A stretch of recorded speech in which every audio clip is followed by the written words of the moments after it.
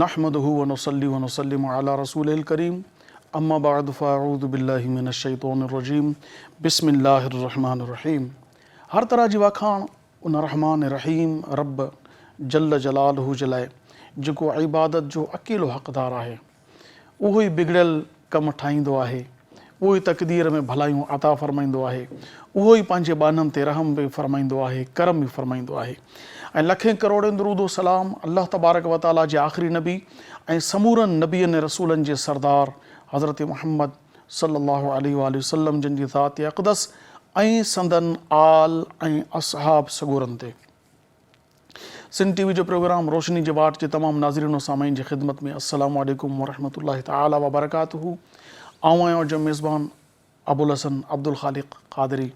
अॼु सुबुह जी सदा रब काइनात जल्ल जलालहु जी बारगाह में इहा आहे त करीम रब तोखे पंहिंजी शान करीमी जो वासितो, तोखे पंहिंजी शान रहीमी जो वासितो पाकिस्तान ते जेकी मुश्किलात अची चुकियूं आहिनि, मुआशी हालात इंतिहाई ख़राबी जी तरफ़ वधी रहिया आहिनि ऐं इन मुआशी हालात जी ख़राबी जे करे लखें इंसान बेरोज़गार थी विया आहिनि। मालिकनि फैक्ट्रीज़ मां कढी छॾियो, इदारनि मां कढी छॾियो। इहे बेरोज़गार वीचारा जेके हैंड टू माउथ लाइफ गुज़ारनि पिया, जेको मिले पियो घर हले पियो। मुंहिंजा रब तूं ई रज़ाक़, तूं ई रब, तूं ई करीम आहे। तोखे तुंहिंजी सिफ़त रज़ाक़ी जो वासितो, तोखे तुंहिंजी सिफ़त रबूबियत जो वासितो, तोखे तुंहिंजी सिफ़त रहमान ऐं रहीम हुजण जो वासितो। मुंहिंजा अल्लाह उन सभिनी बेरोज़गारनि खे मुतबादिल अता फ़रमा, अहिड़ो मुतबादिल अता फ़रमा जो उन्हनि जा बच्चा कंहिंजा मोहताज न थियनि। हिन दौर जी मोहताजी ॾाढी ॾुखी आहे मुंहिंजा अल्लाह। जेकॾहिं का औरत, को बच्चो, को मर्द कंहिंजे आॾो हथु फैलाए थो त उनजो अंदरि उनखे चवे थो त मरी वञणु बहितर हो, इहा नौबत न अचे हा। मुंहिंजा करीम रब पाण खां सवाइ कंहिंजो मोहताज न कर। मोहताजी ॾाढी ॾुखी आहे। सुबुह जी सदा आहे मुंहिंजा अल्लाह तूं करीम आहे, असांजी दुआ खे पंहिंजी बारगाह में क़बूल फ़रमा। नाज़रीन, गुज़िरियल दौर में मुसलमान वॾा साइंसदान बि हुआ, उलमा कीमियादान हुआ, वॾा वॾा तिब जे में वॾा माशाअल्लाह तबीब हुआ, वॾी तरक़ी कयूं। हींअर असांजी वधि खां वधि डुक डोड़ जेकॾहिं आहे बि सही, पहिरीं त असां वटि आलिम तमामु घटिजी विया आहिनि। असां वटि जंहिंखे तरक़ी सम्झूं था उहा तरक़ी आहे दुनिया में माल कमाइणु। असांजी ज़हन में इहा ॻाल्हि वेहिजी वई आहे त दुनिया में छड़ो माल कमाइणो आहे, इहा तरक़ी आहे। हालांकि तरक़ी इहा हुई त तव्हां पंहिंजे इंसाननि खे सहूलियात ॾियो। उन सहूलियात में तिब, उन में साइंस, उन में दुनिया जा खोड़ सारा मामलात आहिनि। पहिरीं त को आलिम थिए कोन थो, जेकॾहिं थिए बि थो त उनजा मुआशी हालात उनखे मजबूर था कनि किथे नौकिरी करण ते या कुझु कमाइण ते। आख़िर इल्मु जॾहिं घटिजी वियो त तनज़ुली पंहिंजो पाण अचे वई। सॼो कुझु इल्म ते दारोमदार आहे। त असांजी मुस्लमाननि जी तरक़ी ऐं तनज़ुली जा असबाब कहिड़ा आहिनि, तरक़ी उन्हनि छो कई हुई, अॼु जे दौर जो मुस्लमान तनज़ुली जो शिकार छो आहे, इहो आहे अॼु असांजो टॉपिक, यानी तरक़ी ऐं तनज़ुली जो राज़। इन इहा बहितरीनु मौज़ू ते गुफ़्तगू करण जे लाइ असां सिंध जे हिकु बहितरीनु आलिम दीन खे मदऊ कयो आहे, जंहिंजो ताल्लुक़ु कशमोर शहर सां आहे। अल्लामा बरकतुल्लाह खोसो साहिब, अस्सलामु अलैकुम। वालेकुम अस्सलाम वरहमतुल्लाह। तव्हांजी महिरबानी ऐं तशरीफ़ वठी आया। सो नाज़रीन, इन सां गॾोगॾु मुल्क पाकिस्तान जो बहितरीनु नामवर सना ख़ान अॼु असांजे प्रोग्राम में तशरीफ़ वठी आयो आहे। असां उन्हनि खे ज़हमत ॾिनी आहे, असांजे स्टूडियो में आया आहिनि। अॼु प्रोग्राम में नातूं पढ़ंदा, हमद पढ़ंदा ऐं इंशाअल्लाह तबारक व तआला तव्हांखे खोड़ सारो सुकून मिलंदो ऐं मज़ो ईंदो। जी हाँ, मुंहिंजो मौज़ूअ सुखन फैज़ सुल्तान बगदादी। अस्सलाम वालेकुम। वालेकुम अस्सलाम वरहमतुल्लाह। मुझे रूह सुखन। सो बगदादी साहब, आपका शुक्रिया, आप हमारे प्रोग्राम में तशरीफ़ लाए। अल्लाह आपको जज़ाए खैर अता फरमाए। सो नाज़रीन, असांजी रिवायत आहे त असां पंहिंजे प्रोग्राम जी बाज़ाब्ता शुरूआत अल्लाह रब्बुल इज़्ज़त जल्ल जलालहु जे हबीब अलैहिस्सलाम जी वाखाण सां कंदा आहियूं। अचो त फैज़ सुल्तान बगदादी क़ादरी साहब खां हमदिया कलाम ॿुधूं। सुभान अल्लाह व बिहम्दिही, सुभान अल्लाहिल अज़ीम। जिस घड़ी कहते मोहम्मद, जिस घड़ी कहते मोहम्मद कुल हु अल्लाहु अहद, सुन के फरमाते अली क्या शान है अल्लाहु समद। लम यलिद कहते हसन वलम युलद कहते हुसैन, और फातिमा कहती वलम यकुल लहू कुफुवन अहद। सुबहान अल्लाह व बिहम्दिही सुबहान अल्लाहिल अज़ीम।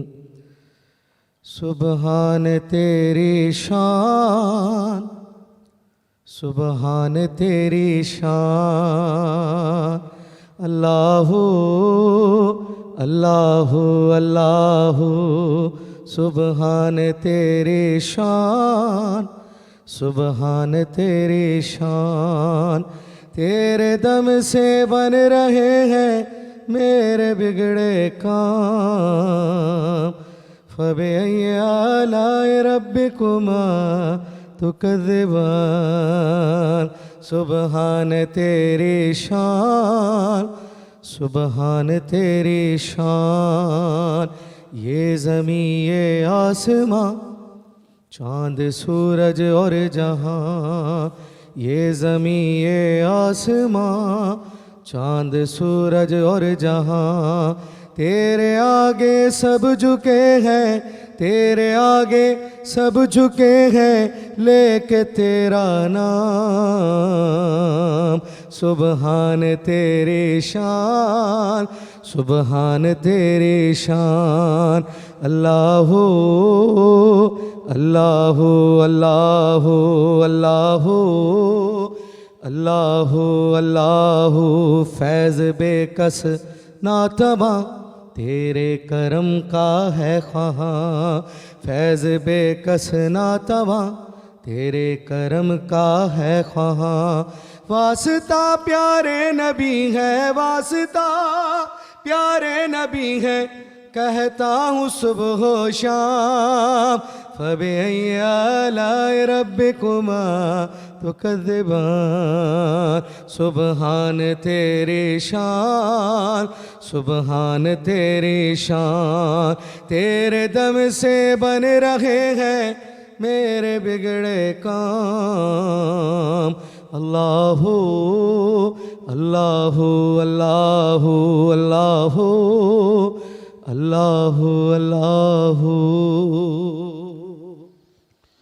माशाअल्लाह तबारक व तआला, बहुत बेहतरीन अंदाज़ में आपने सनाखानी पेश की। अल्लाह पाक अपनी बारगाह में शरफ़ क़बूलियत अता फ़रमाए। नाज़रीन, अचो त तरक़ी तनज़ुली मुसलमाननि जी छो तरक़ी हुई हींअर छो तनज़ुली आहे, इन जा असबाब कहिड़ा कहिड़ा आहिनि, जो राज़ छा आहे? अल्लामा साहब, सभ खां पहिरीं त तरक़ी ऐं तनज़ुली जी तारीफ़ पेश करियो त तरक़ी चइबो छा खे आहे, तनज़ुली चइबो छा खे आहे, त पोइ असां अॻिते वधूं इन टॉपिक ते। अल्हम्दुलिल्लाहि रब्बिल आलमीन वल आक़िबतु लिल मुत्तक़ीन वस्सलातु वस्सलामु अला सय्यिदिल अंबिया वल मुरसलीन व अला आलिहि व अस्हाबिहि अजमाइन। तरक़्क़ी जो मतिलबु हूंदो आहे किथे अॻिते वधणु, तनज़ुली जो मतिलबु हूंदो आहे पोइते थियणु। आम फ़हम अल्फाज़ में तरक़्क़ी ऐं तनज़ुली जो जेका असबाब आहिनि, खोड़ सारी शयूं अहिड़ियूं आहिनि। तव्हां अगरि तारीख़ जो मुतालो कयो त मुसलमाननि जी हिकु पूरी सल्तनतूं गुज़रियूं आहिनि। जनाब रिसालत मआब सल्लल्लाहु अलैहि वसल्लम खां बाद ख़ुलाफ़ाए राशिदीन जो ज़मानो आयो, तॾहिं खां वठी करे सल्तनत उस्मानिया ताईं हीउ जेको पूरो दौर आहे, इन पूरे दौर में हर हमेशह मुसलमान अॻिते वधिया रहिया। हर हमेशह उन्हनि तरक़ी ई तरक़ी कई। कॾहिं उन्हनि जे मथां ज़वाल तारी न थियो, कॾहिं उहे पोइते न हटिया कंहिं बि एतबार सां। हाणे असां उन में गौर कयूं कि उन्हनि मुसलमाननि मथां कहिड़ा कहिड़ा कम हुया। तिब जे एतबार सां ॾिसूं, साइंस जे एतबार सां ॾिसूं, अख़लाक़ियत जे एतबार सां ॾिसूं, सक़ाफ़त जे एतबार सां ॾिसूं, कंहिं बि इजादत जे एतबार सां ॾिसूं, त मुसलमान हर हमेशह कुफ़ार खां अॻिते ई रहिया ऐं हर हमेशह मुसलमान जो जेका आहे कंधु हमेशह फ़ख्र सां बुलंद रहियो आहे। तव्हां अगरि उन जे असबाब में गौर कंदो त हिकु वॾी शइ इहा हुई कि उहे क़ुरान सुन्नत जा पाबंद हुया। हर हमेशह अल्लाह तबारक व तआला जे अहकामातनि जा अमल पैरा करण वारा, नबी पाक सल्लल्लाहु तआला अलैहि वसल्लम जी मुताबिक़ जेका आहे मुबारक जेका अमल हुयो, उन्हनि जे मथां बाक़ाइदा तौर ते अमल करण वारा हुया।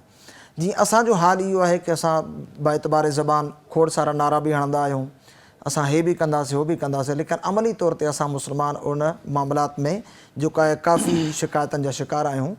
त अहिड़े एतबार अहिड़े एतबार सां अगरि असां ॾिसूं त मुस्लमान हर हमेशह क़ुरान सुन्नत जा पाबंद रहिया ऐं जेसि ताईं मुस्लमान क़ुरान सुन्नत जा पाबंद रहंदा आहिनि त इहो त क़ुरान करीम फ़ुरक़ान हमीद जे अंदरि अल्लाह ताला इरशाद फ़रमाए कि वल्लज़ीना युमिनून बिमा उनज़िला इलैका वमा उनज़िला मिन क़ब्लिक वबिल आख़िरति हुम यूक़िनून। मोमिन माण्हू उहो हूंदो आहे जेको तव्हांजे मथां ऐं हबीब जेको असां तव्हांजी तरफ़ नाज़िल कयो उन ते बि ईमान रखंदो हुजे, तव्हां खां जेके पहिरियां किताबूं तशरीफ़ खणिया उन्हनि जे मथां बि ईमान रखंदड़ हुजे, वबिल आख़िरति हुम यूक़िनून आख़िरत जे ॾींहं ते बि ईमान हुजे। उलाइका अला हुदम मिन रब्बिहिम व उलाइका हुमुल मुफ़्लिहून। नतीजो इहो आहे कि अल्लाह ताला जी तरफ़ां उहे हिदायत वारा बि आहिनि ऐं अल्लाह ताला उनखे कामयाबी बि अता फ़रमाईंदो आहे। त तरक़ी जो ॿियो नालो हूंदो आहे कामयाबी। हर हमेशह मुस्लमान तरक़ी याफ़्ता रहिया, कामयाबु रहिया। वजह हुनजी छा हुई कि उहे क़ुरान सुन्नत जा एतिरा पाबंद हुया कि उहो पंहिंजे साम्हूं अचण वारे कंहिं मुश्किलात खे पंहिंजी ख़ातिर में न खणंदा हुआ, बल्कि उहो क़ुरान हदीस जे मुताबिक़ पंहिंजे मामलात खे जेको आहे ॾिसंदा हुआ। हज़रत फ़ारूक़ आज़म रज़ी अल्लाह तआला अन्हु एतिरा वॾा जलील क़दर साहबी रसूल गुज़रिया आहिनि ऐं हज़रत फ़ारूक़ आज़म रज़ी अल्लाह तआला अन्हु उहे हस्ती आहिनि जंहिंजे मुबारक जिस्म ते जेको लिबास हूंदो हो उन्हनि जे बारे में लिखियो वियो आहे कि 22 जेको आहे कंडा लॻल हूंदा हुआ, 22 पैवंद लॻल हूंदा हुआ, यानी एतिरो फटियल पुराणो लिबास पाईंदा हुआ, लेकिन 22 लख मुरबा मील जा पाण हुक्मरान हुया। कोई शख़्स पाण खे ॾिसण बि ईंदो हो त उहो यकीन न कंदो हो कि हिकु वक़्त जो अमीरुल मोमिनीन आहे, उनखे यकीन न ईंदो हो। इन लाइ फ़ारूक़ आज़म रज़ी अल्लाह तआला अन्हु इन कैसरो किसरा खे, इन ईरान खे फ़ारूक़ आज़म रज़ी अल्लाह तआला अन्हु फ़तह फ़रमायो। पोइ उन्हनि जे ज़रिए सां अल्लाह तबारक व तआला उनखे कामयाबी छा अता फ़रमाई, जेको अॼु असां वटि पुलिस जो महकमो आहे। अगरि उहे न ठाहिनि हा त थी सघे थो इहो सिलसिलो अॼु असां वटि न हुजे हा। बर्री बहरी जेके फ़ौजूं आहिनि जेके अॼु असां वटि आहिनि, दर हक़ीक़त इहे फ़ारूक़ आज़म रज़ी अल्लाह तआला जो फैज़ान आहे। माशाअल्लाह। जेल जो जेको सिस्टम ऐं निज़ाम आहे, जेल बाक़ाइदा ठाहिणु, इहो फ़ारूक़ आज़म रज़ी अल्लाह तआला ठाहियो आहे। ये सभु अवलियात फ़ारूक़ आज़म अवलियात फ़ारूक़ आज़म जे अंदरि आहिनि। लेकिन इन सां गॾोगॾु इहे अमीरुल मोमिनीन त हुया। पाण जुमे जे ख़िताब लाइ बीठा मिंबर अक़दस ते कंहिं साहबी उथी करे पुछियो कि अमीरुल मोमिनीन जेको माल गनीमत तव्हांखे जंग में मिलियो आहे उन में कपिड़ा बि आया आहिनि ऐं जेको कपिड़ो तव्हांखे मिलियो आहे ओतिरो असांखे बि मिलियो आहे, पर असां इहो ॾिसूं था कि तव्हांजी जेका मुबारक कमीज़ आहे उहा ॾाढी डिघी आहे। छा तव्हां बयानु करे सघो था कि इहा कमीज़ तव्हांजी डिघी छो आहे? इहो हुया वक़्त जा यानी जॾहिं त असांखे जेको कपिड़ो मिलियो आहे उन में कमीज़ डिघी नथी आहे, एतिरी नथी ठहे। त फ़ारूक़ आज़म रज़ी अल्लाह तआला खे फ़रमायो कि तूं सही सुवाल कयो ऐं तव्हां में एतिरी ज़रूरत हुजे कि तव्हां पंहिंजे अमीरुल मोमिन खां बि पुछो, ॿुधो हिन में जेको अधु कपिड़ो मुंहिंजे माली गनीमत जो हिसो आहे ऐं अधु कपिड़ो मुंहिंजे पुट खे, मुंहिंजे फ़र्ज़ंदे अर्जुमंद खे बि मिलियो, त मुंहिंजे पुट मूंखे उहो बतौर तोहफ़तन ॾिनो त मां उहे 2 कपिड़ा मिलाए करे पंहिंजी कमीज़ ठाही आहे। मुस्लमान अगरचे के अहिड़े एतबार सां गुरबत जे अंदरि हुया या अहिड़े एतबार सां कि मुफ़लिसी उन वक़्तु हुई, ज़ाहिरी असबाब मालो असबाब वारा न हुया, पैसो न हुयो, लेकिन इन खां बावजूदु फ़ारूक़ आज़म रज़ी अल्लाह तआला अन्हु खां कोई शख़्स उनखे कोई ॾिसंदो हो त फ़ारूक़ आज़म जे नाले सां ई माण्हू ड्रिॼंदा हुआ। पोइ अल्लाह तबारक व तआला उन्हनि खे इहा तरक़ी, इहे फ़लाहो, इहे कामयाबियूं छो अता फ़रमायूं? उहो क़ुरान हदीस जे मुताबिक़ अमल करण वारा हुआ। हिकु मरतबे हिकु दफ़े ईअं थियो कि फ़ारूक़ आज़म रज़ी अल्लाह तआला कोई फ़ैसिलो कयो। फ़ैसिलो जीअं पाण फ़रमायो, फ़तवा ॾिनऊं, उन खां फ़िल फ़ौर बाद हज़रत अली मुर्तज़ा रज़ी अल्लाह तआला पाण वटि जेका तशरीफ़ खणी आया ऐं फ़ारूक़ आज़म रज़ी अल्लाह तआला जी बारगाह में अची अर्ज़ु कयूं कि फ़ारूक़ आज़म तव्हां अमीरुल मोमिनीन आहियो, पर मां हिकिड़ी ॻाल्हि अगरि तव्हांजी जेका आहे पेशी ख़िदमत कयां पोइ तव्हां हुन ते नाराज़ न थिजो। फ़ारूक़ आज़म रज़ी अल्लाह तआला फ़रमायो कि तव्हां हुकुम कयो, तव्हां छा चवणु चाहियो था? त हज़रत अली रज़ी अल्लाह तआला फ़रमायो कि तव्हां वटि हे मुक़दमो जेको पेश कयो वियो, तव्हां जेको आहे उनजो फ़ैसिलो हीअं फ़रमायो आहे, हालांकि मां रसूलुल्लाह सल्लल्लाहु अलैहि वसल्लम खां इन जे फ़ैसिले जी बिल्कुलु बरअक्स ॻाल्हि ॿुधी आहे। फ़ारूक़ आज़म हज़रत अली रज़ी अल्लाह तआला अन्हु खे फ़रमायो, अच्छा तूं हुज़ूर खां इहा ॻाल्हि ॿुधी आहे? उन वक़्तु हज़रत फ़ारूक़ आज़म रज़ी अल्लाह तआला कातिब खे घुरायो, फ़रमाए कि हाणे ॿीहर इहो हुकुमनामो लिख। जेको फ़ारूक़ आज़म पहिरियों हुकुम ॾिनो हो उहो कलअदम थी वियो, उहो मनसूख़ आहे। जेको हज़रत अली ॿुधाए उहो हुकुम जेको आहे लिखी करे उनखे जेको आहे माण्हू ते पुॼायो। उन्हनि चयो जेको फ़ारूक़ आज़म पहिरियों फ़तवो ॾिनो हो उहो ग़लती साबित थियो, उहो सही न आहे, दुरुस्त न आहे। जेको रसूलुल्लाह सल्लल्लाहु अलैहि वसल्लम जो फ़रमान आहे इन ते अमल कयो, इन में तव्हांजे लाइ जेको कामयाबी। असल में हिकु औरत हुई जेका अकल उनजो सही सलामत न हो, उन ते ज़िना जी हद हुई, जेके अहकाम हुआ ज़िना जा उन ते साबित थी चुका। त पोइ हज़रत उमर फारूक उहो ई फ़ैसिलो कयो जेको अल्लाह तबारक व तआला उनजे रसूल सल्लल्लाहु अलैहि वसल्लम ज़िना जे लाइ। पर जॾहिं हज़रत अली करम अल्लाह वजह में ॾिठो त हीअ औरत आहे ई दीवानी, यानी अकुल न आहे, हिनखे पागल आहे, त उहो आया हुन ॿुधायो त शरीयत जो इतलाक़ जेको आहे उहो अक़ुल जी अक़लमंद जे सलामती मथे आहे। आहे, जी। अक़लमंद हू आहे ई न, हू पागल आहे, हुनजे मथां हद क़ाइमु थींदी ई अहकामात न। जारी नथा थियनि। अहिड़े तरीक़े सां औरत जी तव्हां ॻाल्हि कई, हिकिड़ी औरत आई हज़रत फारूक आज़म रज़ी अल्लाह तआला अन्हु अलामा वटि। साहिब इहा गुफ़्तगू कंदासूं, वक़्तु थियो आहे ब्रेक जो, इन गुफ़्तगू खे हितां ई कंटिन्यू कंदासूं। नाज़रीन, वक़्तु थियो आहे हिकिड़े कमर्शियल ब्रेक जो। असां नंढड़ी साई था वठूं, मां ॾिसंदा रहो सिंध टीवी प्रोग्राम आहे रोशनी जी वाट।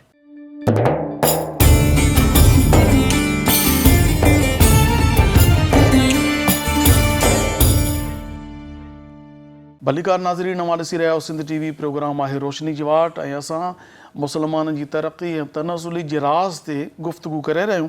अलामा साहिब उन ॻाल्हि खे उतां ई जारी करियो तव्हां। फारूक आज़म रज़ी अल्लाह तआला अन्हु पंहिंजे दौरे खिलाफ़त में मेहर जी हिकिड़ी ख़ासि मिक़दार मुअय्यन अच्छा, कई। हिते हज़रत उमर फारूक जो जुमिलो बि त आहे न, जेकॾहिं हज़रत अली न हुजे हा त उमर हलाक थी वञे हा। लौला अलीयुन लहलक उमर, कि अगर अली न हुजे हा त उमर हलाक थी वञे हा। हज़रत फारूक आज़म रज़ी अल्लाह तआला पंहिंजे दौरे खिलाफ़त में हाणे इन मां छा साबित थियो त तोड़े जो हुकुमरान हुजे पाण खे अक़ल कुल न सम्झे। अक़ल कुल त बिल्कुलु जॾहिं न अल्लाह आहे। पाक ऐं उनजे रसूल सल्लल्लाहु अलैहि वसल्लम जो पैगाम उन ताईं पहुचे थो त पंहिंजा फ़ैसिला पोइ ते करे। बिल्कुलु। अल्लाह ऐं उनजे रसूल जो हुकुम मुक़दम हुजणु घुरिजे। मुक़दम हुजे, जी। फारूक आज़म रज़ी अल्लाह तआला अन्हु पंहिंजे ज़माने में हिकु मेहर जी मिक़दार जेका आहे उहा मुअय्यन कई कि इन खां वधीक को माण्हू मेहर जी मिक़दार मुक़ररु नथो करे सघे। हालांकि सूरह निसा में अल्लाह तबारक व तआला फरमाए कि बाहमी रज़ामंदी सां ॿई फ़रीक़ अगरि कोई मेहर जी मिक़दार घणी बि रखणु चाहिनि था, उहो ॾियण जी इस्तिताअत बि हुजे त उन में को हरज न आहे।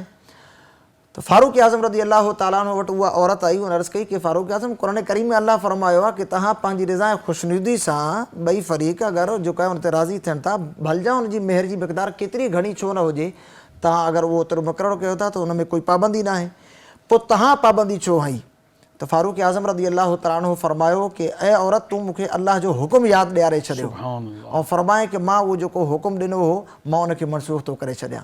उन खां बाद फारूक आज़म रज़ी अल्लाह तआला वरी ॿीहर इहो फ़ैसिलो फरमायो कि क़ुरान अज़ीम फ़ुरक़ान हमीद जे अंदरि जेको अल्लाह तबारक व तआला हिकु खुलियल छुट जेको आहे हिकु हुकुम ॾिनो आहे कि तव्हां पंहिंजी रज़ामंदी सां जेतिरो बि मेहर जी मिक़दार मुक़ररु कयो सो तव्हां करे सघो था, उन हुकुम खे बरक़रार रखो। त जेसि ताईं हुकुमरान यानी कानून में तरमीम करे सघिजे थी, पर सबब अल्लाह ऐं उनजे रसूल जो अल्लाह जे रसूल जो हुकुम हुजे। बिल्कुलु। त मुस्लमान हर हमेशह अहिड़े तरीक़े सां तरक़ी याफ़्ता रहिया ऐं हर हमेशह मुस्लमान तनज़ुल जी तरफ़ आया बि न। उन में हिकिड़ी सभिनि खां वॾी वजह इहा हुई। ॿी वजह जेका असां पढ़ंदा आहियूं जंहिंमें तरक़ी या कामयाबी जे असबाबनि मां, उन्हनि में इहो आहे कि मुस्लमान हर हमेशह आदिल रहिया, जेके हुकुमरान हुआ उहे बि ऐं जेके रिआया हुई उहा बि, हर हमेशह उन्हनि अदल इंसाफ़ खे जहिड़े एतबार सां हुकुम बयानु करणु खपे या जहिड़े एतबार सां अदल इंसाफ़ जो तराज़ू हुजे उहो जेको ॾियणु खपे उहो हर हमेशह उन ते बरक़रार रहिया। ऐं क़ुरान करीम फ़ुरक़ान हमीद जे अंदरि बि अल्लाह तबारक व तआला इरशाद फरमायो कि या अय्युहल्लज़ीना आमनू कुनू क़व्वामीन लिल्लाहि शुहदा बिल क़िस्त, फरमायो कि ई ईमान वारो तव्हां पंहिंजे मथां अदल इंसाफ़ खे क़ाइमु कयो। इहो अदल इंसाफ़ अविल वालिदैन अविल अक़रबीन अविल यतामा अविल मसाकीन, फरमायो कि इहो अदल इंसाफ़ अगरचे तव्हांजे वालिदैन जे ख़िलाफ़ ई छो न हुजे या तव्हांजे क़राबतदारनि जे जेको आहे ख़िलाफ़ छो न हुजे, लेकिन तव्हां अगरि उन ते बरक़रार रहंदो ए अदिलू हुआ अक़रबु लित्तक़वा, अदल इंसाफ़ ते क़ाइमु रहो, इहो ई अल्लाह तबारक व तआला जे नज़दीक वॾी नेकी आहे। ऐं इन्नल्लाह युहिब्बुल मुक़सितीन, अल्लाह तबारक व तआला अदल इंसाफ़ करण वारनि खे पसंदि फरमाईंदो आहे। त नबी पाक सल्लल्लाहु तआला अलैहि वसल्लम ते जेको क़ुरान नाज़िल कयो वियो उन में बि असांखे अदल इंसाफ़ जो हुकुम ॾिनो वियो, त हुकुमरान बि अदल इंसाफ़ ते क़ाइमु रहिया। ऐं उन सां गॾोगॾु जेकी हज़रत फारूक आज़म रज़ी अल्लाह तआला अन्हु इहो फरमायो न कि अगरि दरिया दजला जे किनारे ते कोई बकरी जो जेका आहे बचो बि मरी वञे, का बकरी जी ॿार बि मरी वञे त उनजो हिसाब किताब बि फारूक आज़म खां थींदो। हालांकि इहा ॻाल्हि चवणु बिल्कुलु आसान आहे, लेकिन 22 लख मुरबे मील जो हिकु हाकिम हुजे उहा ॻाल्हि ईअं कीअं चई सघे थो। यकीनन अदल इंसाफ़ जो निज़ाम एतिरो बहितरीनु हुयो जो फारूक आज़म रज़ी अल्लाह तआला जो दौर ख़िलाफ़त में अदल इंसाफ़ वारा मामला ईंदा हुआ, पाण हल फरमाईंदा हुआ। त क़ुरान करीम फ़ुरक़ान हमीद जे अंदरि बि अदल इंसाफ़ जो हुकुम ॾिनो वियो। अहिड़े तरीक़े सां नबी पाक सल्लल्लाहु अलैहि वसल्लम वटि हिकिड़ी औरत जो मुक़दमो पेश कयो वियो जेका कुरैश सां तालुक़ रखे पई। इहा मशहूरु तरीन हदीस आहे। त माण्हुनि चयो त साईं हिन जे ख़िलाफ़ु जेका आहे छो त फ़ैसिलो जेका आहे हिन जे ख़िलाफ़ु ईंदो, त हुज़ूर अलैहिस्सलातु वस्सलाम जी बारगाह में कुझु माण्हुनि इब्तिदाई दौर हुयो, अॻे वारी पंहिंजी रिवायत खे बरक़रार रखंदे सिफ़ारिश लाइ जी सिफ़ारिश करण जी कोशिशि कई। त नबी पाक सल्लल्लाहु तआला अलैहि वसल्लम फरमायो कि तव्हां मां पहिरियां माण्हू बि इन लाइ हलाक थी विया जो उन में कमज़ोर माण्हू कोई कमु कंदो हो त उनजे मथां सज़ा आयत थींदी हुई, कोई ताक़तवर माण्हू कमु कंदो हो त उन जे मथां अहकामात जारी न थींदा हुआ। ऐं तव्हां ॿुधो अगरि हिते मुंहिंजी जेका आहे शहज़ादी सईदा उन्ही औरत जो नालो फातिमा हो, फरमायो त हिन फातिमा जे बजाए मुंहिंजी ख़ुदा न शहज़ादी ख़ास्ता फातिमा बिनत मोहम्मद हुजे हा सल्लल्लाहु अलैहि वसल्लम ऐं उन ते चोरी साबित थी वञे हा त उन जे लाइ बि मुंहिंजो हुकुम इहो ई इहो हुजे ई हा। हो त उन जा बि हथ कटिजी यानी वञनि। मुंहिंजी धीउ बि तव्हां जेको चओ था त फिलाणे जी धीउ आहे अमीर आहे त मूंखां वधीक त कोई वॾो न आहे, पर जेकॾहिं ख़ुदा न ख़ास्ता मुंहिंजी न्याणी ते इहा चोरी साबित थिया त उहा बि कानून खां भला मथां कर न ईंदी। हुई। जी नबी पाक सल्लल्लाहु अलैहि वसल्लम पंहिंजे अमल सां बि इन शइ जो इज़हार फरमायो। ॿियो सबबु इहो आहे, टियों सबबु इहो आहे कि मुस्लमान हर हमेशह तरक़ी याफ़्ता या कामयाबी याफ़्ता इन लाइ रहिया कि मुस्लमाननि जे अंदरि इतिहाद रहियो। हर हमेशह मुस्लमान मुतहिद रहिया। अॼु असां ॾिसूं था कि 55, 56, 57 इस्लामी मुल्क आहिनि, मुस्लमाननि जे जेका आहे मुल्क जे मथां के अहिड़ी परेशानी अची वञे त ॿियो मुस्लमान मुल्क उन लाइ बीहण लाइ तयारु न आहे। मुस्लमान हर हमेशह कामयाबी ऐं कामरानी ते रही सघनि था हिन वक़्तु बि, लेकिन ज़रूरी इहो आहे कि मुस्लमान पंहिंजी जेका आहे उन कुवत खे ॿीहर मुस्तहकम करनि। क़ुरान करीम जे अंदरि अल्लाह तबारक व तआला इरशाद फरमायो वला तनाज़उ, पाण में जेका आहे फ़साद न कयो, पाण में न विढ़ो, फ़तफ़शलू वतज़हब रिहुकुम, पोइ तव्हां अगरि पाण में विढ़ंदव त तव्हां जेका आहे बुज़दिली ॾेखारींदव, वतज़हब रिहुकुम, जेकी तव्हांजी ताक़त आहे उहा ख़तमु थी वेंदी, ताक़त वारी जेका हवा आहे उहा निकिरी वेंदी, तव्हां मुस्तहकम न थी सघंदव। त असांखे हुकुम ई छा ॾिनो वियो कि तव्हां पंहिंजो पाण में वला तकूनू कल्लज़ीन तफ़र्रक़ू वख़्तलफ़ू मिन बअदि मा जाअहुमुल बय्यिनात, उन्हनि माण्हुनि वांगुरु न थिजो जेके पंहिंजो पाण में इख़्तिलाफ़ में पिया, तफ़र्रुक़ में पइजी विया, छेड़ा जेका विछड़ी आहे हिक ॿिए खां। फरमाए कि हालांकि तव्हां वटि क़ुर अची वियो, अलाह जा रसूल तशरीफ़ खणी आया, अलाह जा अहकाम अची विया, पोइ बि तव्हांखे जेको हाणे ॿियो को रस्तो नज़र अचे थो, फरमाए अगरि तव्हांजो इहो मामिलो हूंदो मा उलाइका लहुम अज़ाबुन अज़ीम, अलाह जो अज़ाब वॾो सख़्तु आहे। त इंसाननि खे असांखे तव्हां सभिनी खे यानी इज्तिमाही तौरु ऐं इनफ़िरादी तौरु बि मुस्लमान खे ॿिए हिन लाइ त हदीस में रसूलुल्लाह सल्लल्लाहु अलैहि वसल्लम फरमायो कि हिकु मुस्लमान जी मिसाल ॿिए मुस्लमान जे लाइ जेका आहे सिर वांगुरु आहे, कि हिकु सिर ॿिए सिर खे मज़बूत कंदी आहे। जीअं इंसानु भित ठाहे कि हिकु सिर रखियलु हुजे उन जे बराबरि में ॿी सिर रखंदव, अहिड़े तरीक़े सां तव्हां अगरि पूरी दीवार बि तामीर कंदव त उहा मुस्तहकम रहंदी, ताक़तवर रहंदी। ऐं अगरि हिकु सिर खे माण्हू कढंदो वञे त उहा बि जेका भित बरक़रार न रहंदी। मुस्लमान जी बि जेका मिसाल रसूलुल्लाह सल्लल्लाहु अलैहि वसल्लम अहिड़े तरीक़े सां बयानु फरमाए कि मुस्लमान ॿिए मुस्लमान जो दस्तो बाज़ू हुजे, उनखे ताक़त ॾियण वारो हुजे, त अल्लाह तबारक व तआला उनखे इज्तिमाहियत में कुवत बि अता फरमाईंदो। अहिड़े तरीक़े सां मां तव्हांजी ख़िदमत में अर्ज़ु कयां, मुस्लमान हर हमेशह जेका आहे तरक़ी पज़ीर रहिया या कामयाबी तरक़ी याफ़्ता रहिया। उन्हनि में सभिनि खां वॾो मसइलो इहो बि आहे कि मुस्लमान दुनियावी तौर ते माल ऐं असबाब सां मुहबत करण जी बजाए अल्लाह ऐं रसूल जे अहकामात सां मुहबत कंदा। इहा हिकु वॾी वजह आहे। ख़ुदि रसूलुल्लाह सल्लल्लाहु अलैहि वसल्लम फरमायो कि तव्हां हलाक थी वेंदो जंहिं महिल तव्हां में ॿ शयूं ईंदियूं। फरमाए तव्हां में जेका आहे जंहिं महिल माल जी मुहबत अची वेंदी, ॿियो इहो आहे कि तव्हांखे मौत खां जेका आहे ख़ौफ़ ईंदो, जंहिं महिल इहे ॿ शयूं ईंदियूं तव्हां हलाक थी वेंदो। यानी मोमिन जी शान इहा आहे कि उहो माल अगरचे के कमाईंदो आहे, लेकिन माल कमाईंदो आहे अल्लाह ऐं रसूल जे अहकामात जे मुताबिक़, हलाल ऐं हराम जी तमीज़ कंदे, क़ुरान और सुन्नत जे मुताबिक़। इहो न आहे कि पैसो आहे त हलाल आहे हराम आहे, इन जी का परवाह ई न आहे। फरमाए कि मुस्लमान अगरचे के बि कमाईंदो लेकिन हलाल तरीक़ो। ॿियो इहो आहे कि उहो अल्लाह जी मुलाक़ात खे, यानी मौत इहो अल्लाह सां हिकु मुलाक़ात आहे, फरमाए इन खे इंसानु पसंदि कंदो। हाणे तव्हां ऐं असां ॾिसूं हर कंहिं इंसान खे चइबो आहे तोखे हाणे बसि मौत अचणी आहे, उहो पहिरियों डरिजंदो यार मूंखे मौत ईंदी। जंहिंजी उमिरि 100 साल बि थी वञे उहो पोइ बि चवंदो साईं मुंहिंजी उमिरि अञा डिघी हुजे, अञा मां जीअं, मरण जो नालो न आहे। त इहो जेको असबाब अहिड़ा इख़्तियार इहो त थी वियो तरक़ी न। हाणे तनज़ुली जी हिकिड़ी शुरूआति थी हूंदी न किथां, आख़िर तनज़ुली जो सबबु छा आहे? मुस्लमान एॾी तरक़ी मां तनज़ुली जी तरफ़ छो आया, हेठां जी तरफ़ छो आया, का वजह हूंदी इन जी? मुस्लमान इन सिक्वेंस सां तव्हां ॿीहर अचो न त सभिनि खां पहिरियों क़ुरान हदीस खां परे थिया, सभिनि खां पहिरियों आहिस्ता आहिस्ता मुस्लमान क़ुरान हदीस को परे थींदो आहे। यानी क़ुरान हदीस सां मुराद इहा आहे त करणो छा आहे, जेको अल्लाह रसूल जेको करणो आहे त उहो अल्लाह जो हुकुम ऐं जो रसूल सल्लल्लाहु अलैहि वसल्लम, ऐं कहिड़ो कमु नाहे करणो उहो बि असांखे ख़बर पवणी क़ुरान ऐं हदीस मंझां। असां जॾहिं इन जी तालीम ई ख़तमु थी वई, असां वटि इल्म ई ख़तमु थी वियो त क़ुरान हदीस जा अहकामात ई सम्झो हिकु तरीक़े सां असां वटि मफ़क़ूद थी विया न। हाणे मां तव्हांखे हिकिड़ी ॻाल्हि अर्ज़ु कयां, माशाल्लाह मुंहिंजो हिकु ॼाण सुञाण वारो माण्हू शख़्स आहे, दुनियावी तौर ते बहितरीनु पढ़ियल, बहितरीनु इदारे में कमु कंदड़, समझदार माण्हू, ऐं हर हमेशह नमाज़ जो पाबंद। तव्हां यकीन कंदव हिन वक़्तु उनजी गुफ़्तगू इहा हूंदी आहे कि माअज़ल्लाह नमाज़ जो जेको हुकुम आहे इहो अल्लाह जो हुकुम न आहे, इहो त मुला मौलवी जो हुकुम आहे। यानी मुस्लमान इहो कीअं तसवुरु करे सघे थो, हालांकि क़ुरान करीम फ़ुरक़ान हमीद में तक़रीबन 87 या 86 दफ़ा जेको आहे अल्लाह तबारक व तआला नमाज़ जो हुकुम ॾिनो आहे। मुस्लमान जंहिं महिल पंहिंजे ज़वाल जो वक़्तु शुरू कंदो आहे न, पोइ उहो सभिनि खां पहिरियों डॉक्टर इक़बाल चयो त मां जेको आहे अल्लाह ताला खे को गारी न ॾींदो, पोइ सभिनि खां पहिरियों अटैक कंदो आहे मुला मौलवी ते। सभिनि खां पहिरियों हाणे अल्लाह ताला खे को गार मादल्ला ॾींदो न, चवंदो साईं मां रब खे अल्लाह नथो मञा, उहो इहो चवण जे बजाए उहो चवंदो साईं हे जेको हुकुम आहे इहो अल्लाह जो हुकुम न आहे, इहो मुला मौलवी जो हुकुम आहे। त इंसान जेसिताईं अल्लाह तबारक व तआला जे अहकामात जे मुताबिक़ ज़िंदगी न गुज़ारींदो, उहो भलजा केतिरी ई सभु कुझु ई छो न हुजे। हाणे तव्हां असां ॾिसूं न पंहिंजे जेको आहे मुमालिकनि जे अंदरि उन में सभु कुझु करण वारा आहिनि। असांजे जेका आहे पड़ोस जे मुल्कनि में अहिड़ा मुल्क मौजूदु आहिनि, यकीन कंदव उहे कि अगरचे कि इहो न चवनि ज़बान सां कि असां फ़ारूक़ आज़म रज़ी अल्लाह तआला अन्हु जी जेका आहे सीरत खे यादि करे असां पंहिंजी मुल्की निज़ाम खे हलायूं था, अगरचे कोई पंहिंजी ज़बान सां न चवनि, लेकिन तव्हां अगरि उनजे निज़ाम हुकूमत खे ॾिसंदव न त उहो ई आहे जेको फ़ारूक़ आज़म रज़ी अल्लाह तआला असांखे ॾेई आहे। उन्हनि उनखे फॉलो कयो, उहे तरक़ी याफ़्ता थी विया। मुस्लमान उन अहकामातनि खे छॾींदा विया त मुस्लमान जेका आहे ज़वाल जे अंदरि जेका आहे ईंदा विया।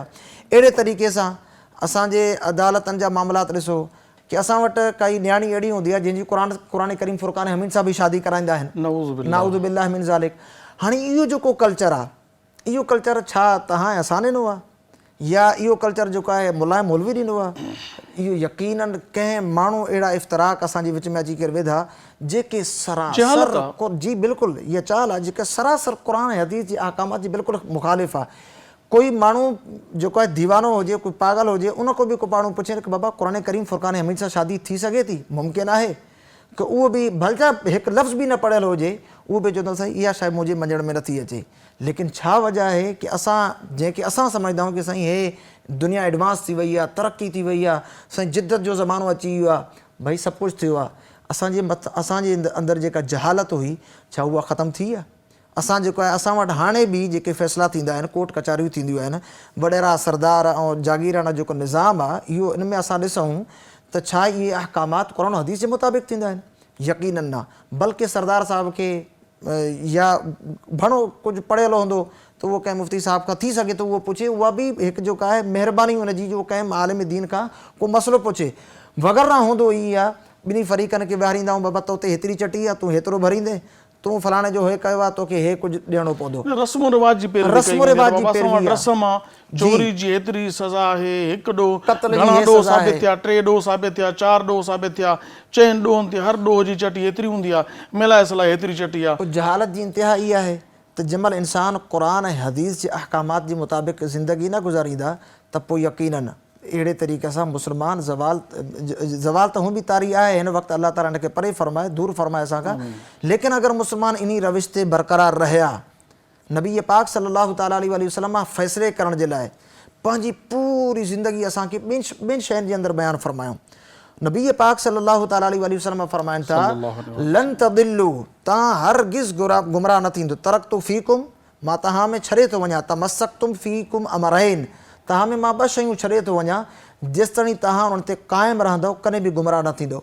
किताब अल्लाही व सुन्नत नबी, अल्लाह जो क़ुरान ऐं नबी पाक सल्लल्लाहु पंहिंजे रसूल सल्लल्लाहु अलैहि वसल्लम जी इताअत ऐं फ़र्मा बरदारी।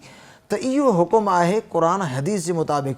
अगरि इंसान इन शयुनि ते कारआमद थी वञे, क़ुरान ऐं हदीस जे अहकामातनि ते अमल करण वारो थी वञे, मुस्लमान पंहिंजे इन ज़वाल खे परे करे सघनि था।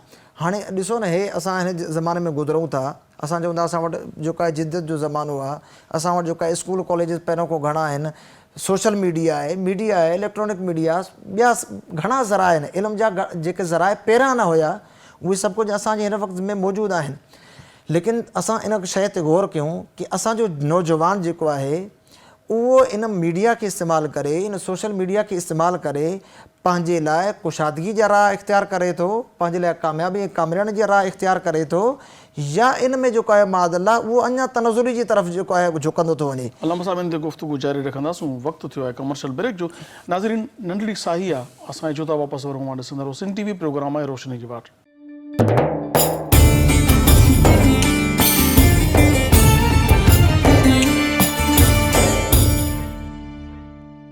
मोस्ट वेलकम नाज़रीन, भलीकार अवां ॾिसी रहिया आहियो सिंध टीवी प्रोग्राम आहे रोशनी जी वाट ऐं अल्लामा साहब सां मुस्लमान जी तरक़ी ऐं तनज़ुली जे राज़ जे बाबति असांजी कचहरी जो सिलसिलो जारी आहे। अचो त इन सिलसिले खे अॻिते वधायूं। अल्लामा साहब, तव्हां फरमायो पए त सोशल मीडिया ते नौजवान जेको आहे उहो रुॻो नफ़्सानी ख़्वाहिशात खे पूरो करण लाइ उते प्रोग्राम ॾिसे थो जंहिंमें नफ़्स राज़ी थिए, बाक़ी को यानी कि तालीम नथी अक्सर, छो त सोच तब्दील थी वई आहे। हाणे सुवालु इहो आहे त इहा तनज़ुली कीअं ख़तमु थी सघे थी ऐं तरक़ी जी तरफ़ असां ॿीहर वाट ते कीअं गामज़न थी सघूं था, इन जो को असांखे ॾांहुं ॾियो। तनज़ुली यकीनन असां वटि जेका आहे हिन वक़्तु असां जंहिं सूरत हाल में असां हलूं था इहा हले थी। सभिनि खां पहिरियों उर्दू में हिकु जुमिलो चयो वेंदो आहे कि फ़र्द से मुआशरा बनता है। इंसान पंहिंजो पाण खे सुधारे, पंहिंजी ज़ात को शुरू करे, इहो न ॾिसे कि फलां छा कमु इक़बाल साहब जो शेर आहे न, अफ़राद के हाथों में है अक़वाम की तक़दीर, हर फ़र्द है मिल्लत के मुक़द्दर का सितारा। त इंसान पंहिंजो पाण खे बहितर करे, पोइ पाण खे इंसान जंहिं महिल बहितर कंदो त इंशाअल्लाह उनजी बरकत सां उनजे घर में बि ज़रूरु उनजी जेका आहे समरात नज़र ईंदा। जेको इंसान पाण कंदो, पंहिंजे घर में बि इहो दर्स जारी कंदो त यकीनन पंहिंजो पाण खां, पंहिंजे घर खां वरी ॿिया घर, पोइ महलो आहे, पोइ जेका आहे पाड़ेसरी आहे, उन खां बाद वरी पोइ जेका पूरा इलाइक़ा आबाद थिया। तव्हां मुस्लमाननि जी जेका आहे तादाद पढ़ो कि छा मुस्लमान जेके हाणे हिन वक़्तु 1.5 अरब जी आबादी आहे, छा मुस्लमान जी इहा एतिरी आबादी हुई? न, मुस्लमान त हिकु थींदा थींदा थींदा इस्लाम जी तरफ़ गामज़न थिया न, हिक खां हिकु, ॿियो खां ॿियो, अहिड़े तरीक़े सां 2 2 4 4 4 8 8 8 16 32 पोइ ईअं थींदा। इंसान पंहिंजे किरदार को शुरू करे। हाणे असांजी तनज़ुली जो जेको सभिनि खां वॾो हिकु मामिलो आहे, असांजे अंदरि बि असां वटि ॾिसो हसद जी दुनिया असां वटि आहे, लालच जी दुनिया असां वटि आहे, ऐं इन खां अलावा जेको आहे दुनिया ई खपे, माल ई खपे, कहिड़े तरीक़े सां खपे, इन शइ जी काई परवाह न आहे। भाउ जो दस्तो गिरेबान आहे, कोई पंहिंजे पीउ सां ॻाल्हाइण लाइ तयारु न आहे, पीउ पंहिंजे पुट सां ॻाल्हाइण लाइ तयारु न आहे, हर कंहिंखे सिर्फ़ु दुनिया खपे। न रुॻो ॻाल्हाइण लाइ तयारु न आहे, आईडी मीडिया ते ख़बरूं चवंदी पुट पीउ खे मारे छॾियो, पीउ पुट खे मारे वेठो, चाचा भाणेजा पाण में विढ़ंदा आहिनि, चाचा भाटिया पाण में विढ़ंदा आहिनि, मामा भाणेजा पाण में विढ़ंदा आहिनि। कहिड़े तरीक़े सां? छा ॿाहिरि जी मख़लूक अची करे असांजे अंदरि जेका शैतानी, इहे असांजे पंहिंजी ई मामलात हूंदा आहिनि, उन में असां बर्दाश्त बि न आहे असां में। कोई काई ॻाल्हि कंदो पोइ असां हुनजे मथां जेका आहे उहो कोई गार ॾींदो त असां हुनखे वरी जेका जूता हणण लाइ तयारु हूंदा आहियूं। बाबा कोई सब्र तहमुल बि का शइ हूंदी आहे, इंसान उन ते बि अगरि पंहिंजो पाण ते कंट्रोल करे, अहिड़े तरीक़े सां दुनिया ई सभु कुझु हुजे इहो ज़रूरी न आहे। अल्लाह तबारक व तआला जे रसूल सल्लल्लाहु तआला अलैहि वसल्लम फरमाइनि था, दुनिया जेको आहे ढूंढ आहे ऐं जी मुअल जानवर इहो जेको आहे, ऐं इन जी तरफ़ जेको आहे लपकण वारो कुते वांगुरु आहे। तव्हां कुते जी मिसाल रसूलुल्लाह सल्लल्लाहु अलैहि वसल्लम छो बयानु फरमाई? तव्हां कुते जी इहा ख़सलत हूंदी आहे, ॾिसो मुर्दार पियो हूंदो आहे न, त हर जानवर उनजे मथां पंहिंजे एतबार सां हिसो मिलाइण जी कोशिशि कंदो। कुआ बि ईंदा, ॿिया बि जानवर ईंदा, कां, बिला, गिज, सभु कुझु ईंदा, गिदड़ बि ईंदा, उहे बि खाईंदा, लेकिन उहे पंहिंजे वक़्त में ईंदा। कां तव्हांखे ॾींहं में मिलंदो, राति में न मिलंदो। जेके गिज आहिनि उहे बि, गिदड़ उनजी वरी सिफ़त इहा आहे कि राति में ईंदा, ॾींहं जो ज़ाहिर न हूंदा। लेकिन कुतो उहा भला शइ आहे जंहिंजी रसूलुल्लाह सल्लल्लाहु अलैहि वसल्लम असांखे मिसाल बयानु फरमाई। कुते जी इहा सिफ़त आहे, यानी बुरी सिफ़त। इस्लाम फरमायो त दुनिया मुर्दार आहे ऐं उन जा तलबगार सभु कुता आहिनि। कुतनि जो मिसाल छो ॾिनो उन जी वज़ाहत सां? रसूलुल्लाह सल्लल्लाहु अलैहि वसल्लम कुते जी मिसाल लाइ बयानु फरमाई, कुतो ॾींहं बि खाईंदो, कुते खे ॾींहं बि मौक़ो मिले ॾींहं जो बि न छॾींदो, उनखे अगरि राति जो धप अची वञे त राति जो बि न छॾींदो। ऐं कुतो इहो आहे कि सिर्फ़ु जिस्म बि ॾींहं राति हिकु करे माल कमाईंदो। राति जो 12 बजे बि को फ़ोन कंदो न कि बाबा पोर्ट ते माल पियो, हाल खणी हल, पैसा ॾे, पैसा जमा कराए, उहो राति जो बि ॾींहं राति लॻो पियो आहे, निंड में बि उथंदो, बिल्कुलु मुमासिलत आहे। अहिड़े तरीक़े सां कुते जी इहा बि सिफ़त आहे कि उहो सिर्फ़ु गोश्त न आहे खाईंदो, उहो खल बि गोश्त खाईंदा आहिनि। कुते जी इहा सिफ़त आहे कि उहो खल बि न आहे छॾींदो, गोश्त बि खाईंदो, खल बि खाईंदो, आख़िर में अगरि हॾे में जेको आहे कुझु हुजे हॾो बि चबाईंदो। त दुनिया जे तलबगार जी मुमासिलत इन जे करे आहे तो हलाल बि खाईंदो, हराम बि खाईंदो, शुबे वारे शयुनि खे बि खाईंदो। उहो उन में हलाल हराम जी काई तमीज़ न हूंदी। हालांकि रसूलुल्लाह सल्लल्लाहु अलैहि वसल्लम फरमाइनि था, अल हलालु बय्यिनुन वल हरामु बय्यिनुन। अल्लाह हलाल बि तव्हांजे लाइ वाज़े कयो आहे, हराम बि वाज़े फरमायो आहे, ऐं उन जे विच जी जेका जॻह आहे उहा आहे शुबहात वारी जॻह। फमन इत्तक़ा शुबहात, फरमाए कि जेको माण्हू शुबहात को पंहिंजो पाण खे बचाईंदो आहे उहो हराम कारी को बची वेंदो आहे। हाणे असांजी जेका हिन वक़्तु सूरत हाल आहे उहो आहे कि हर वक़्तु नफ़्सा नफ़्सी जे अंदरि आहे। अच्छा, हाणे उहो बि थी वियो। अच्छा, उनखां टीं सिफ़त का त ॿिया जानवर गॾिजी करे हाँ ॿिया जानवर गॾिजी करे खाईंदा आहिनि। कुते जी इहा सिफ़त आहे कि उहो जंहिंमहिल पाण खाईंदो आहे त पंहिंजो पीउ बि अची वञे, माउ बि अची वञे, कोई बि अची वञे, उनखे बि न छॾींदो, उनखे बि घुराईंदो कि न हिन वक़्तु सिर्फ़ु मां मसइलो दुनियादार में आहे त हू दुनिया जे मामले में पंहिंजे भाउ खे बर्दाश्त न कंदो, पंहिंजे पीउ खे बर्दाश्त न कंदो। इन जे करे नबी करीम अलैहिस्सलाम कुते जो मिसाल ॾिनो। हालांकि चवनि त शेर खाए, बगड़ खाए, गिज खाए, कां खाए, कुओ खाए, गिदड़ खाए, खोड़ सारियूं कुतो दुनिया ढूंढ उनजा तलबगार सभु कुता। बिल्कुलु फरमाए कि अहिड़े तरीक़े सां असांखे इहो रसूलुल्लाह सल्लल्लाहु अलैहि वसल्लम सम्झायो आहे कि असां ऐं तव्हांखे दुनिया जी एतिरी हवस जेका ज़रूरत आहे उहा त यकीन छा फरमायो त मुसाफ़िर वांगुरु थी मुसाफ़िर वांगुरु थी वियो। जीअं मुसाफ़िर ईंदो आहे पंहिंजो थोरो घणो सामान खणी ईंदो आहे, उनखे जेतिरो हलाइणो सफ़र में बंगला ऐं गाॾियूं कुझु बि न आहिनि हूंदियूं। तव्हांखे अगरि लाहौर वञिणो त तव्हां पंहिंजो बंगलो पटे लाहौर थोरी हणंदव, जेको जिथे आहे उनखे उते पंहिंजी जॻह ते पर मुसाफ़िर वांगुरु जी असांखे मुसाफ़िर वांगुरु। उन खां पोइ हाणे तरक़ी जी तरफ़ इब्तिदा कीअं करियूं, कहिड़ी अहिड़ी शइ आहे जेका असां इख़्तियार करियूं त असां तरक़ी जे राह ते हली पवंदासीं। पंहिंजे किरदार खे बहितर कयो। अल्लाह ताला अहकाम, अल्लाह तबारक व ताला जे अहकामात पंहिंजे किरदार खे जी क़ुरान पाक खे पहिरीं सम्झूं। अमल त तॾहिं थींदो जॾहिं ख़बर हूंदी, क़ुरान पाक खे पढ़ंदासीं न, जॾहिं ख़बर ई न हूंदी त। बिल्कुलु क़ुरान पाक हाणे ॾिसो न असां वटि क़ुरान पाक क़ुरान मजीद फुरक़ान हमीद पूरा साल थी वेंदा आहिनि, मथे तशरीफ़ फरमा हूंदो आहे, मिटी चढ़ी वेंदी आहे, लेकिन उनखे असां साफ़ अगरबत्तियूं त ॿारींदा आहियूं, अञा छा कयूं। तव्हांखे अगरि बादशाह सलामत ख़त लिखे, उहो ख़त तव्हां खणी अची करे उनखे चुमे करे अखियुनि ते हणी करे रखी छॾियो, बसि गुल चाढ़ियूं। कुझु ॾींहंनि को बादशाह सलामत ख़ुदि अचे, तव्हां को पुछे साईं अब्दुल ख़ालिक साहिबु मूं तव्हांखे ख़त रवानो कयो हो, तव्हां उन ख़त जो छा कयो? चुमे रखियो, पोइ तव्हांखे बादशाह चवंदो कि अगरि तूं उनखे खोले करे पढ़े हा त उनजे अंदरि कुझु तुंहिंजे लाइ ॻाल्हियूं लिखियल हुयूं, अगरि तूं उन ते अमल करें हा त अॼु मां तोखे जज़ा ॾियां हा। लेकिन हिन वक़्तु पहिरीं तव्हां चवण जो मक़सदु क़ुरान पाक खे सम्झणो पवंदो ऐं नबी करीम अलैहिस्सलाम जी तालीमात खे सम्झणो पवंदो पहिरीं। जी बिल्कुलु। उन खां पोइ अमल जी इब्तिदा कीअं कयूं? सॼे मुआशिरे में गंद फैलिजी वियो आहे, मां अकेलो छा कयां? पंहिंजो पाण खे पंहिंजे किरदार खे सुथरो पंहिंजे शख़्स खे सुथरो करण जी ज़रूरत हाजत आहे। ॿियो छा करे थो? फिल वक़्तु तव्हां हुनखे छॾे ॾियो, उहो जेको करण वारो आहे यकीनन उहो पंहिंजी क़ब्र में वञी करे अलाह खे जवाबु ॾींदो। पंहिंजे किरदार खे सुथरो कयो, पंहिंजी मस्जिदुनि में अची करे अल्लाह तबारक व ताला जे अहकामातनि खे सिखो, रसूलुल्लाह सल्लल्लाहु अलैहि वसल्लम जी तालीमात ते अमल कयो। लक़द कान लकुम फ़ी रसूलिल्लाहि उसवतुन हसना, नबी पाक सल्लल्लाहु अलैहि वसल्लम जे मुतालिक़ ख़ुदि क़ुरान चए थो कि तव्हांजे लाइ बहितरीन रोल मॉडल आहिनि। रसूलुल्लाह सल्लल्लाहु अलैहि वसल्लम फरमाइनि था कि माको जेका शइ ॾिसो पोइ मुंहिंजे साहबा में ॾिसो, अलैकुम बिसुन्नती व सुन्नतिल खुलफाए राशिदीन अल महदीयीन, फरमाए कि मुंहिंजे साहबा खे ॾिसो, उहे जेके खिलाफ़त राशिदा वारा हुआ, उन्हनि जी तालीमात ते अमल कयो। उन खां बाद जेको आहे अल्लाह तबारक व ताला जे अहकामातनि ते अमल कंदा रहो, इंशाअल्लाह कामयाबी ऐं तरक़ी असांजी ही मुक़दर आहे। मां आख़िर में तव्हांजी ख़िदमत में क़ुरान करीम फुरक़ान हमीद जी हिकिड़ी आयत ॿुधायां।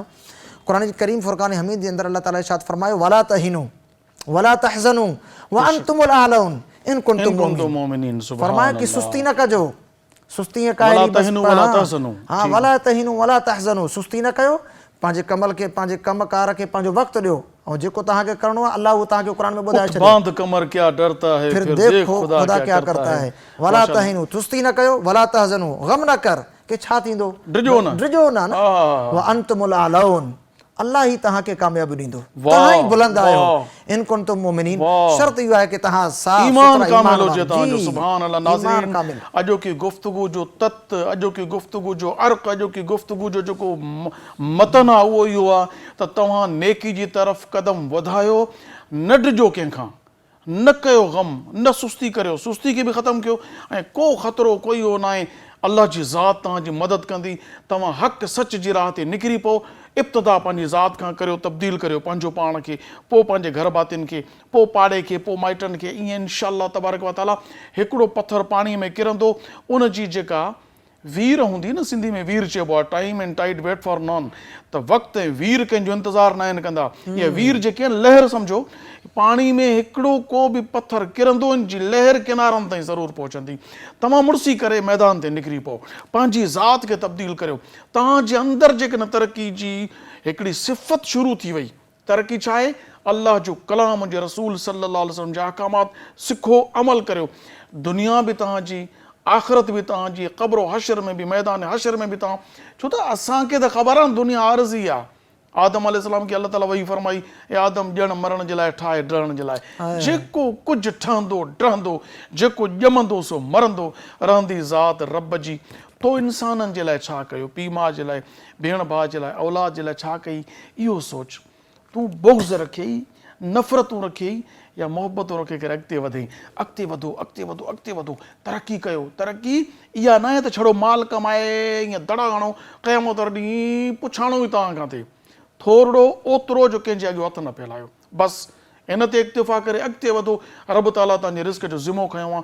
ख़ुदा जो कसम, हिकु दाणो बि तव्हांजो रहियल हूंदो तव्हांखे मौत न ईंदो। यकीन पुख़्तो रखो, अल्लाह जे ज़ात ते भरोसो रखो। अॼोको प्रोग्राम तव्हांखे कीअं लॻो, पंहिंजा कमेंट्स ॾियो। असांजो यूट्यूब चैनल आहे सिंध TV HD इस्लामिक, इन जे कमेंट बॉक्स में वञो, अॼोके प्रोग्राम ते पंहिंजा राय ॾियो। तव्हांजो रायो असांजे लाइ एनर्जी आहे, टॉनिक आहे, असांखे क़ुवत मिलंदी आहे। तव्हां असांजा प्रोग्राम ॾिसो था, तव्हांजी महिरबानी। उनखां पोइ मां थोराइतो आहियां अल्लामा बरकतुल्लाह खोसो साहिब जो, जंहिं पंहिंजे क़ीमती वक़्त मां कुझु घड़ियूं कढी असांजे प्रोग्राम में शिरकत करण जे लाइ स्टूडियो तशरीफ़ वठी आया। अवां जी महिरबानी। ऐं मुल्क पाकिस्तान जे मारूफ़ सना ख़ान फैज़ सुल्तान बगदादी साहब जो बि मां थोराइतो, जंहिं असांखे क़ीमती वक़्त मां कुझु घड़ियूं ॾेई असांजी महफ़िल खे हुज़ूर ऐं अल्लाह पाक जे ज़िक्र सां मज़ेदार बणायो, उनजो बि थोराइतो। नाज़रीन, आख़िरी गुज़ारिश, सुभाणे साॻियो वक़्तु इन ई टाइम ते सुबुह जे पहर में साॻियो चैनल सिंध TV प्रोग्राम रोशनी जी वाट, मगर मौज़ू कुझु ॿियो हूंदो। इंशाअल्लाह नज़रुनि जी मुलाक़ात थींदी। तेसीं ताईं पंहिंजी मेज़बान अबुल हसन अब्दुल ख़ालिक़ क़ादरी खे इजाज़त ॾींदा। अल्लाह वाही, अस्सलामु अलैकुम वरहमतुल्लाहि ताला। मैं तो साइल हूँ करम का, मेरी झोली भर दो। मैं तो साइल हूँ करम का, मेरी झोली भर दो। सदका हसनैन का मेरी झोली भर दो। सदका हसनैन का मेरी झोली भर दो। क्यों भर दो? इसलिए कि खालिके कुल ने खजानों की दी कुंजी तुमको। खालिके कुल ने खजानों की दी कुंजी तुमको। कासिमे नेमत रब हो, मेरी झोली भर दो। कासिमे नेमत रब हो, मेरी झोली भर दो। इस तसव्वुर से गदाई पे हूँ मैं तो नाज़ा। इस तसव्वुर से गदाई पे हूँ मैं तो नाज़ा।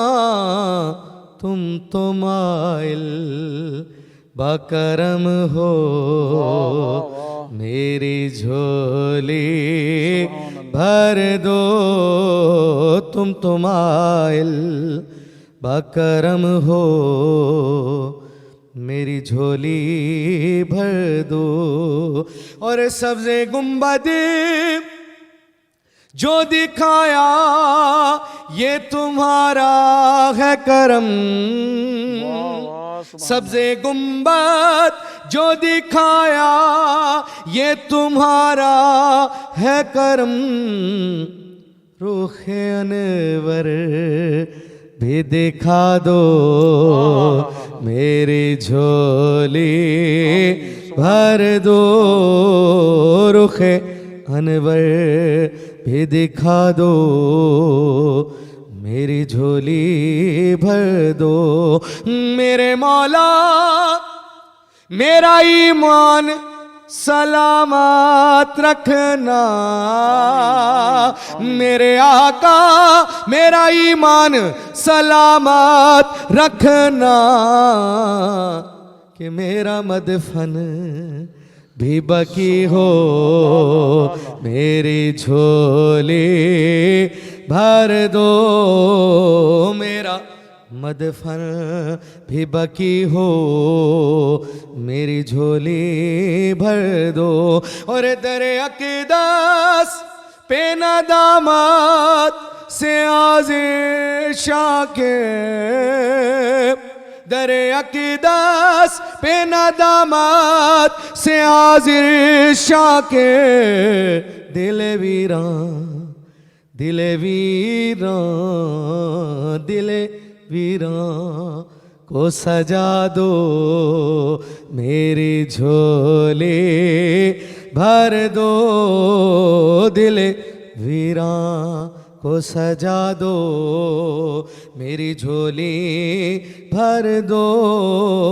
मैं तो साइल हूँ करम का, मेरी झोली भर दो।